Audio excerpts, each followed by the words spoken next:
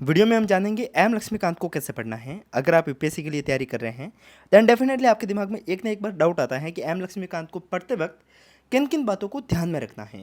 यहाँ पर हम 45 डेज़ का टारगेट बनाएंगे। इन 45 डेज़ के अंदर हम लक्ष्मीकांत को पढ़ेंगे, साथ साथ में हम पीवाईक्यू को भी देखेंगे, साथ साथ में हम नोट्स को कैसे बनाना है उसके बारे में भी जानकारी लेंगे और साथ साथ में आप रिवाइज कैसे करेंगे उन सब के बारे में जानकारी लेंगे।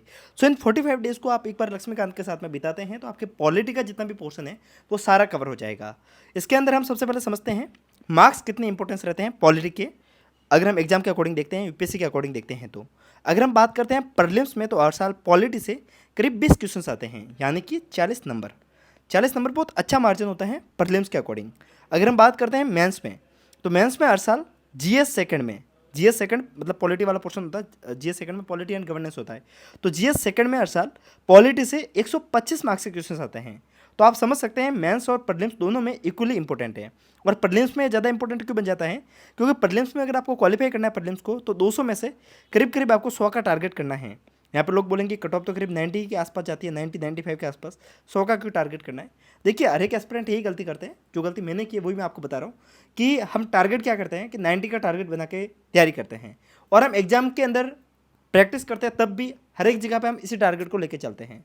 लेट्स सपोज आपका टारगेट सही रहा और आपके जो मार्क्स आए वो करीब 90 के आसपास आए, तो आप बॉर्डर पे रह जाओगे और बॉर्डर पे रहोगे तो जब रिजल्ट आएगा, प्रीलिम्स का रिजल्ट आता है एग्जाम के करीब करीब 20 दिन बाद में, तो आप इन 20 दिनों में कुछ भी नहीं कर पाते, ना आप ढंग से मेंस की तैयारी कर पाते, ना आप ढंग से लीव कर पाते हैं, कुछ नहीं, आप बीच में फंस के रह जाते हो और ये फेज सबसे ज़्यादा डाउटफुल रहता है। इससे बढ़िया हम टारगेट करेंगे 100 का, ताकि हमारे पास में एक अच्छा खासा मार्जिन रहेगा कि कितना हमें स्कोर करना और किसके बाद में हम मेंस की तैयारी कर पाएंगे।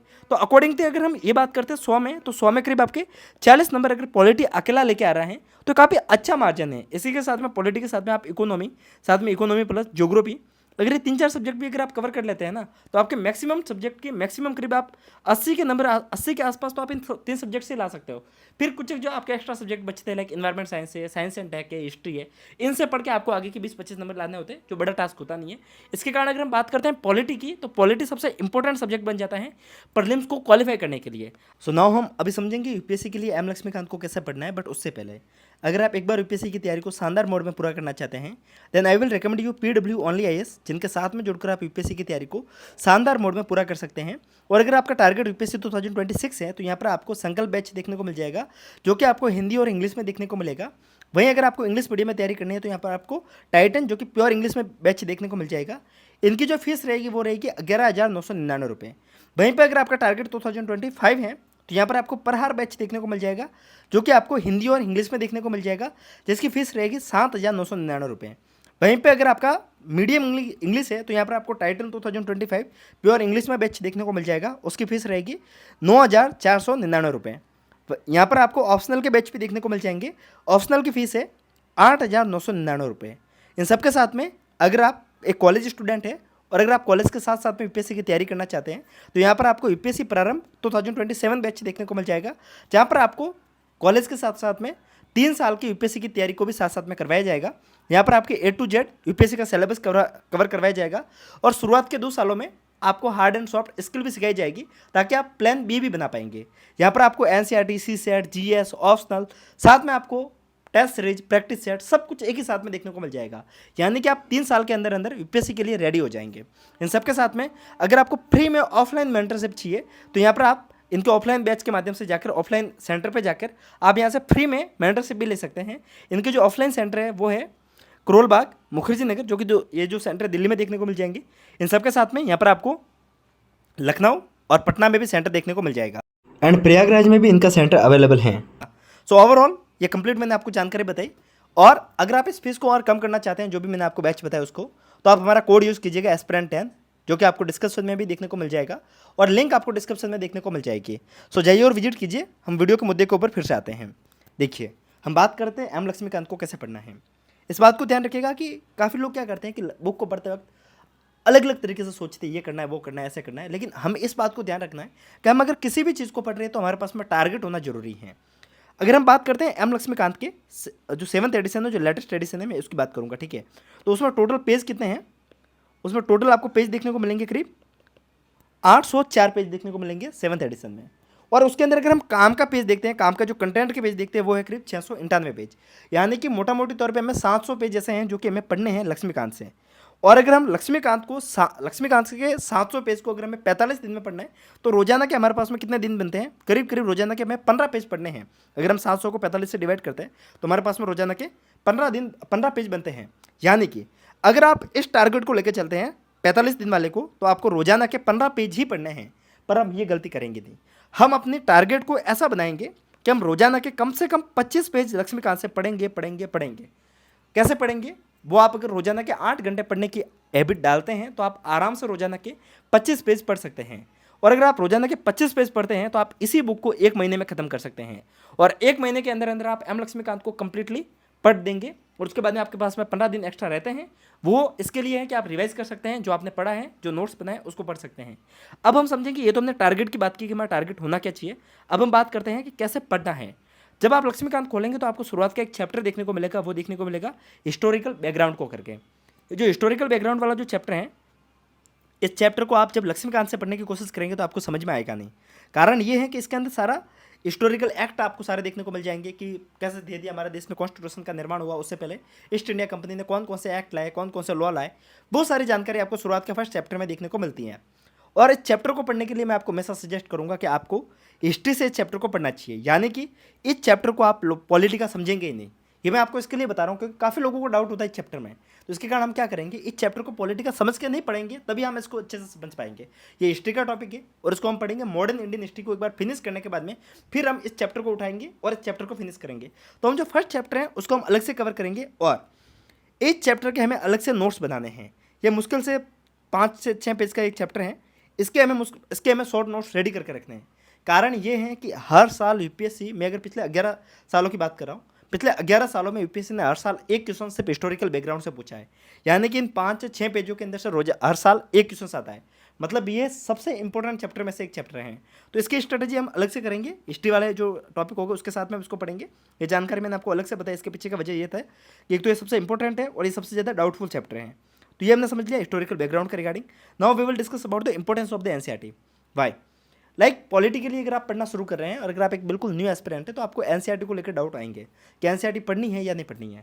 मैंने आपको पहले भी एक बार बताया था कि अगर आप एनसीईआरटी को पढ़ते हैं तो आप ध्यान रखिएगा कि आप हिस्ट्री और ज्योग्राफी इन दो के लिए तो आपको एनसीईआरटी पढ़ना मस्ट है। इसके लिए आप एनसीईआरटी को लीव नहीं कर सकते। बात रहती है पॉलिटी की। अब डिपेंड करता है कि आपका बैकग्राउंड कैसा है।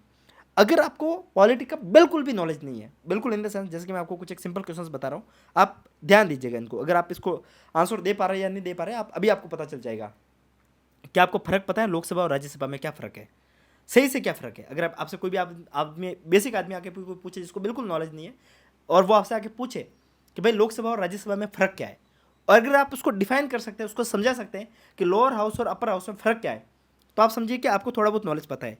या फिर आपको प्रेसिडेंट, प्राइम मिनिस्टर क्या फ़र्क होता है इनमें, या फिर आपको इलेक्शन क्या है, कैसे होते हैं। अभी जो इलेक्शन हुआ वो लोकसभा के हुए, आपके स्टेट में जो इलेक्शन होते हैं वो विधानसभा के होते हैं।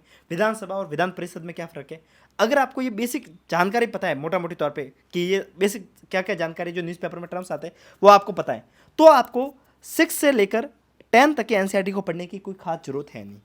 और ये क्यों नहीं है वो मैं आपको आगे समझाऊंगा। बट आपको क्लास 11th के एनसीईआरटी को पढ़ना है, पढ़ना है, पढ़ना है। भले आपका बैकग्राउंड अच्छा है चाहे नहीं है, बट आपको 11th के एनसीईआरटी को पढ़ना चाहिए।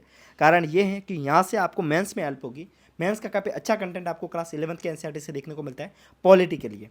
तो ध्यान रखिएगा इसको। और बाकी मैंने एक वीडियो बनाया था कि how to read NCERT in 90 day, एक बार आप उसको देख लीजिएगा। वहाँ पे मैंने आपको इन चीज़ों को और भी डिटेल में बताया था कि लक्ष्मीकांत और जो पॉलिटिकली जो एनसीईआरटी है उन सब में क्या समन्वय है और कैसे आपको पॉलिटी के एनसीईआरटी को पढ़ना है, वो उस वीडियो में मैंने कवर करवाया था। तो एक बार इस वीडियो को जरूर देखिएगा। और बात रहती है एनसीईआरटी के नोट्स को लेकर, तो आपको हमारे टेलीग्राम चैनल की लिंक डिस्क्रिप्शन में देखने को मिल जाएगी। टेलीग्राम चैनल डिस्क्रिप्शन में आप जाके ज्वाइन कीजिएगा। अभी काफ़ी खबरें आ रही है कि टेलीग्राम डिलीट हो जाएगा, तो इसके कारण हमने अभी हमारा ऐप भी लॉन्च किया है। ऐप की लिंक आपको डिस्क्रिप्शन में देखने को मिल जाएगी। आप ऐप को डाउनलोड जरूर कीजिएगा।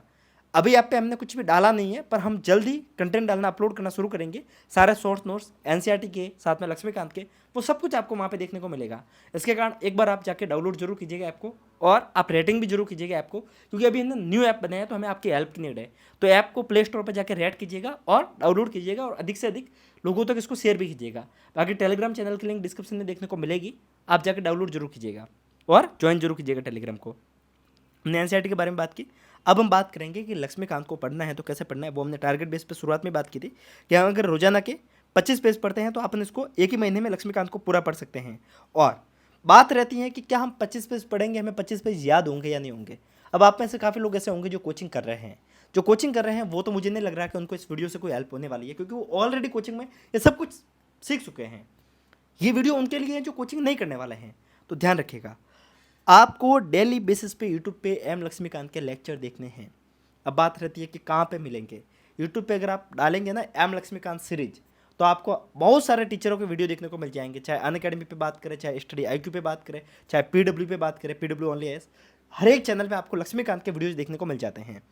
लक्ष्मीकांत को पूरा पढ़ने में करीब करीब आप मान के चलिए 90 घंटों की जरूरत होती है। आप 90 घंटों में लक्ष्मीकांत को वीडियो के हिसाब से पढ़ सकते हैं। मतलब मैं पढ़ने की बात नहीं कर रहा हूँ, मतलब वीडियो की अगर हम बात करते हैं तो कोई भी टीचर ने पढ़ाया तो ऑलमोस्ट 90 घंटे के आसपास में लक्ष्मीकांत को उसने फिनिश किया है। यानी कि अगर आप रोजाना के 2.5 से 3 घंटे अगर आप लेक्चर में देते हैं तो आपका रोजाना के 2-2 चैप्टर कवर हो जाएंगे वीडियो लेक्चर से, और वो आपको बेटर अंडरस्टैंडिंग देगा। अब बात रहती है कि आपको लक्ष्मीकांत पढ़नी कैसे है। इसकी बेस्ट स्ट्रेटजी जो एक कोचिंग वाला फॉलो करता है, एक टीचर की गाइडेंस पे फॉलो करता है, एक मेंटर की गाइडेंस पे फॉलो करता है। क्योंकि आप इस वीडियो को देख रहे हैं तो आपको मेरे से मेंटरशिप भी मिल रही है। तो ये जो मेंटर की तरह मैं आपको क्या बताऊंगा, आप सुबह उठ के अगर आपने फर्स्ट चैप्टर खोला प्रेम बल, हम बात करते हैं लक्ष्मीकांत में फर्स्ट चैप्टर जो कि प्रस्तावना से रिगार्डिंग है। अगर हम फर्स्ट चैप्टर को पढ़ रहे हैं तो हमने सबसे पहले क्या देखा, प्रेम बल है। अपन बुक को खोलेंगे और इसके अंदर आपको करीब करीब 5-6 पेज देखने को मिलते हैं, ज़्यादा पेज नहीं है, 4 से 6 पेज के आसपास इसके अंदर पेज है। बहुत कम पेजों के अंदर प्रेम बल को खत्म किया गया है। आप लेंगे इस बुक को और सबसे पहले इस बुक को खटाखट पढ़ना शुरू करेंगे एज ए नॉवेल की तरह। इस 6 पेज को पढ़ने में आपके पास में 20 से 25 मिनट होने चाहिए, इससे ज़्यादा नहीं।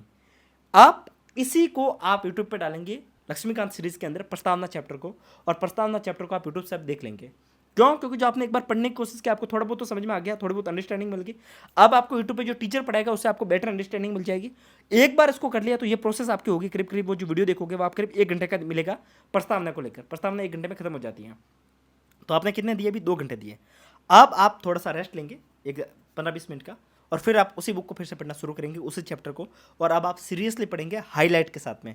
आपके पास में एक हाईलाइटर होना चाहिए और आप अब हाईलाइटर के माध्यम से पढ़ना शुरू करेंगे। समझिए, फर्स्ट रीडिंग हमने की, उसके बाद में हमने यूट्यूब का लेक्चर देखा, उसके बाद में अब हम सेकंड रीडिंग कर रहे हैं किसके साथ में? हाईलाइटर के साथ में। हाईलाइटर आप समझते हैं, अगर आप हाईलाइटर यूज़ नहीं करना चाहते तो आप साथ में शॉर्ट नोट्स या फिर अंडरलाइन कर सकते हैं। आपको आप पाएंगे कि आपने यूट्यूब का लेक्चर देखा, आपने एक बार खुद बेसिक पढ़ा, और अब आप जब सेकंड स्टडी करेंगे ना, अब आपको प्रेम बल में कोई भी बंदा आकर सवाल पूछे, 99% चांस है कि आपका सवाल गलत नहीं होगा, अगर आपने ढंग से यूट्यूब का लेक्चर और प्लस आपने सेकंड स्टडी को ढंग से किया है तो। खासकर प्रीलिम्स के क्वेश्चंस लक्ष्मीकांत से बाहर जाने वाले हैं नहीं। तो हमने क्या किया, फर्स्ट रीडिंग सेकंड रीडिंग ये किया। जब हमें सेकंड रीडिंग फिनिश हो जाएगी तो हमने करीब करीब 4 घंटे दे दिए एक टॉपिक को लेकर, और रोजाना के हमें 8 घंटे पढ़ना है। यहाँ पे एक डाउट ये भी रहता है कि हम रोजाना के 2 सब्जेक्ट साथ में चलाएं या फिर एक सब्जेक्ट साथ में चलाएं। जब बात आती है स्टैंडर्ड बुक की तो हमें रोजाना की एक ही सब्जेक्ट को साथ में चलानी है, खासकर इनिशियल फेज में। कारण ये रहता है कि अगर आप एक भी बुक फिनिश नहीं करेंगे, अगर आप रोजाना के 8 घंटे में 2 घंटे पॉलिटी, 2 घंटे हिस्ट्री, 2 घंटे ज्योग्राफी, पहली बात तो हम स्कूल के लिए नहीं पढ़ रहे हैं, हम कॉम्पिटिशन एग्जाम के लिए पढ़ रहे हैं। अगर हम रोजाना के 8 घंटे देकर पॉलिटी को 1 से 1.5 महीने में फिनिश करेंगे तो हमारे पास में कॉन्फिडेंस आएगा कि भाई मुझे कम से कम एक सब्जेक्ट तो आता है। और अगर आप पॉलिटी एक बार फिनिश कर लेंगे तो आप न्यूज़पेपर पढ़ने लायक बनेंगे। तो ध्यान रखिएगा कि हम ये गलती नहीं करेंगे कि रोजाना के 2-2, 3-3 सब्जेक्ट को साथ में लेके चलेंगे। हम शुरुआत के 1 महीने से पॉलिटी को देंगे और अच्छे से इसको देंगे। और ये सिर्फ उन बच्चों के लिए जो जिन्होंने तैयारी शुरू की है। एक बार आप तैयारी के अंदर अच्छे हो जाते हैं, लाइक कि आपने 1-2 सब्जेक्ट फिनिश किए, पॉलिटी हिस्ट्री फिनिश किए हैं, उसके बाद में आप चाहे तो कोई भी एक सब्जेक्ट प्लस ऑप्शनल को चला सकते हैं, चाहे एक सब्जेक्ट प्लस एथिक्स या फिर ऐसे को चला सकते हैं, या आपके ऊपर डिपेंड करता है। ठीक है, ये करेंगे। और इसके बाद में हम फर्स्ट रीडिंग की यूट्यूब का लेक्चर देखा, सेकंड रीडिंग की, हाईलाइट किया, शॉर्ट नोट्स बनाए, और इसके बाद में हम खोलेंगे PYQ। बात रहती है PYQ को क्यों खोलना है। देखिए, आप जो पढ़ रहे हैं वो आपको पता है कि आप पढ़ रहे हैं, पर आपको खुद का जांचना भी जरूरी है कि यूपीएससी पूछ क्या रहा है। वैसे तो आप जब यूट्यूब लेक्चर खोलेंगे तो आपको उसमें ये सारी जानकारी देखने को मिलती है, बट फिर भी हम एक PYQ की बुक साथ में कैरी करेंगे, और मार्केट में बहुत सारी PYQ की बुक आती हैं। हम उस बुक के माध्यम से पॉलिटी के क्वेश्चंस देखेंगे कि अभी तक पॉलिटी से क्या क्या पूछा गया है, और साथ साथ में हम रिवीजन भी करते रहेंगे। ये जो चारों प्रोसेस मैंने आपको बताई है, अगर आप इसको फॉलो करेंगे। और रिवीजन क्या करना है, ऐसा नहीं कि रिवीजन आप छोड़ देंगे, लाइक आज आपने प्रिम्बल पढ़ा, फिर नेक्स्ट डे आप सिटीजनशिप पढ़ेंगे, उसके बाद में आप फंडामेंटल राइट पढ़ेंगे, उसके बाद में आप फंडामेंटल ड्यूटी पढ़ेंगे, फिर आप प्रेसिडेंट पढ़ेंगे। तो आप क्या करोगे कि आप रिवीजन कैसे करोगे? आप रोजाना का पढ़ रहे हैं, रोजाना का आप यूट्यूब के लेक्चर देख रहे हैं, आपको मजा भी आ रहा है, पढ़ने का मजा भी आ रहा है। आपका रिवीजन का प्रोसेस होनी चाहिए कि आज आपने जो पढ़ा, प्रेम्बल पढ़ा, खत्म किया। अगले दिन जब आप सिटीजनशिप पढ़ने वाले होंगे, उस समय सबसे पहले आप उस नोटबुक को खोलेंगे जहाँ पे आपने हाईलाइट किया है, चाहे आपने शॉर्ट नोट्स बनाए, उसको खोलेंगे, उसको एक बार के लिए पढ़ देंगे। शॉर्ट नोट्स होते हैं 6 पेजों के शॉर्ट नोट्स, 1 या 1.5 पेज का बनता है, तो उसको पढ़ने में मुश्किल से 10 मिनट लगेंगे। पर आप ध्यान रखिएगा कि इसी प्रेम्बल को जब आप ऐसे ऐसे करके पढ़ते जाएंगे तो आपकी यही बुक आपके 2 से 3 बार रिवाइज हो जाएगी। तो जो लोग बोलते हैं ना कि मैंने लक्ष्मीकांत को 10 बार पढ़ा है, वो ऐसे ही पढ़ते हैं कि वो बार बार रिवाइज करते हैं। ऐसा नहीं कि वो पूरी बुक को आज पूरा पढ़ लिया फिर वापस दूसरे दिन खोल के बैठते हैं लक्ष्मीकांत को पढ़ने, ऐसा नहीं होता है। वो एक ही चैप्टर को 5 या 6 बार पढ़ लेते हैं ताकि उनकी बुक कम से कम 10 बार रिवाइज हो जाती है। और हम रिवीजन करते रहेंगे और आप एट द एंड पाएंगे कि आपका रिजल्ट अच्छा आ रहा है। बात करते हैं पीवाईक्यू की, तो इस बात को आप ध्यान रखिएगा कि जब आप पीवाईक्यू लगाए तो आपके पास में पीवाईक्यू की बुक में 1995 से लेकर 2024 के क्वेश्चंस होंगे। आप बाकी क्वेश्चंस भी लगाइएगा, बट आप जब अभी जो क्वेश्चंस लगा रहे हैं तो आपका अभी टारगेट होना चाहिए 2011 से लेकर 2021 तक के पीवाईक्यू तो आपको कम से कम अभी इनिशियल पेज में लगाने चाहिए। यानी कि आप जब बुक को कोई भी चैप्टर पढ़े तो एक बार आप पीवाईक्यू को आंखों से निकाल लीजिए। जब आपको दिखेगा कि प्रेमबल से कोई क्वेश्चंस आ रखा है तो वो आपको हाईलाइट हो जाएगा, क्योंकि आपने एक बार प्रेमबल पढ़ा है। ये मैं आपको इसके लिए बता रहा हूँ, मैंने आपको 2021 ही क्यों बताया, 2024 या फिर 2023 क्यों नहीं बताया? इसके पीछे 2 रीजन है। एक तो आप 2022, 2023, 2024 ये 3 पेपर आप बचा के रखेंगे।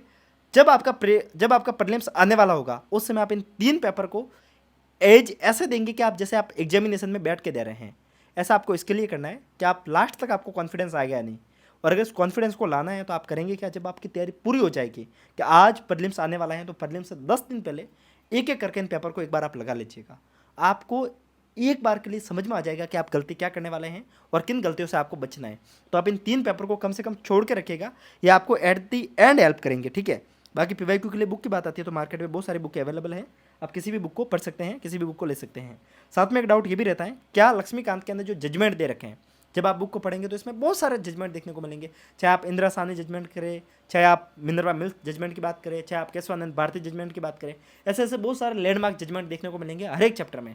लाइक प्रेमबल के अंदर भी आपको बहुत सारे लैंडमार्क जजमेंट देखने को मिलते हैं। Like LIC versus union of India का केस है, ये प्रेमबल के रिगार्डिंग है, ठीक है। ऐसे ऐसे आपको जब आप फंडामेंटल राइट में आएंगे तो आपको बहुत सारे केस देखने को मिलेंगे। Like Menaka Gandhi versus union of India का केस है, ऐसे बहुत सारे आपको केस देखने को मिलेंगे। सवाल ये रहता है, क्या ये इंपॉर्टेंट जजमेंट पढ़ने होते हैं, याद करने होते हैं या नहीं होते हैं? देखिए, अगर आपको लक्ष्मीकांत में कोई भी जजमेंट लिखा हुआ है तो उसके आपको शॉर्ट नोट्स बनाने हैं और उसको आपको पढ़ना है, उसको आपको रिवाइज करना है। क्यों? ये सब आपको मेंस में हेल्प करेंगे। या आपको प्रीलिम्स में कोई नहीं पूछने वाला कि ये जजमेंट किससे रिगार्डिंग है, पर आप जब मेंस में आंसर लिखेंगे ना, लाइक आपका क्वेश्चन आ गया फंडामेंटल राइट को लेकर, और अगर आपने वहाँ पे किसी भी एक को, लाइक मेनका गांधी जजमेंट को शामिल किया, मेनका गांधी जजमेंट से आपने देखा कि राइट टू लाइफ है, ये हमारा फंडामेंटल राइट है, पर ये डिग्निटी के साथ में है। ये किसमें दिखाया गया था? मेनका गांधी केस में। ये छोटी छोटी जो जानकारी होती है ना, ये अगर आपके पास में पता है तो आप देखेंगे कि आपका आंसर बाकियों से बेटर बनेगा। अब हम बात कर रहे थे मेंस की, ठीक है, कि मेंस में हम जजमेंट को देखेंगे। तो जजमेंट में आपने एक चीज़ देखी कि हमारे पास में जजमेंट बहुत अच्छे हैं। अगर हमारे पास में जजमेंट के नोट्स बहुत अच्छे से बने हुए तो हम मेंस को काफ़ी अच्छे से डील कर पाएंगे। और बात रहती है काफ़ी लोग कि हम लक्ष्मीकांत को पढ़ रहे हैं, हम पॉलिटी के प्रीलिम्स के हिसाब से नोट्स बना रहे हैं, मेंस का क्या? देखिए, मैं आपको इतना ही कहूँगा कि शुरुआत के 15 दिन जब आप पॉलिटी को पढ़ रहे हैं, मेंस के बारे में मत सोचिए। एक बार आप 15 दिन में आप मोटे तौर पे जो बड़े बड़े जो टॉपिक एक बार उनको फिनिश कर लेंगे, फिर आप एक काम कीजिएगा कि आप मेंस के क्वेश्चंस को उठाएंगे। और मेंस के क्वेश्चंस कहाँ से उठाना है? 2011 से लेकर 2023 तक के। मेंस के लिए आपको छोड़ने की जरूरत नहीं है कोई भी पुराना पेपर, एक बार 2011 से 2023 तक के, क्योंकि 2024 का अभी तक मेंस हुआ नहीं है, तो आप इनको उठाएंगे। और एक चीज़ देखेंगे कि आपने अभी तक मानो आपने 5-6 चैप्टर फिनिश कर लिया, आपने फंडामेंटल राइट, ड्यूटी, प्रेसिडेंट, आपने प्राइम मिनिस्टर, प्रेमबल, सिटीजनशिप, ये सब आपने फिनिश कर दिया, ठीक है। अब आप जब भी क्वेश्चंस देखेंगे ना, आपने 6 चैप्टर फिनिश कर रखे हैं, तो आप हर साल एक पेपर देखेंगे तो आपको पता चलेगा कि इन 5 चैप्टर से एक ना एक क्वेश्चन आपको देखने को मिलेगा हर एक पेपर में। आपको क्या करना है, उसी क्वेश्चन को उठाना है और उसको लिखना है। और जो मेंस की बुक होगी उसके अंदर उसका आंसर लिखा हुआ होता है, तो आपको उसी बुक से आपको वापस से मिलान करके देखना है क्या आपने पढ़ा था और क्या आपने लिखा था वो सही है या गलत है, क्या क्या पॉइंट आपके मिसिंग है। और अगर आप ऐसे मेंस की तैयारी करेंगे ना, तो आपको ना मेंटर की जरूरत है, ना आपको किसी टेस्ट सीरीज की जरूरत है। ये बेस्ट वे होता है मेंस को लेकर तैयार करने के लिए। वैसे मैं एक वीडियो बना के दूंगा कि कैसे मेंस के नोट्स को रेडी करना है, कैसे मेंस के लिए आंसर राइटिंग को करना है। बात करते हैं शॉर्ट नोट्स की।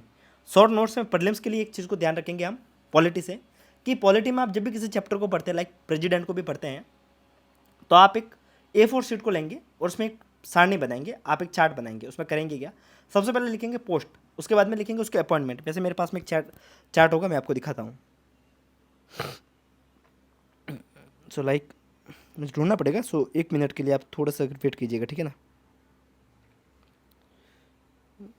I think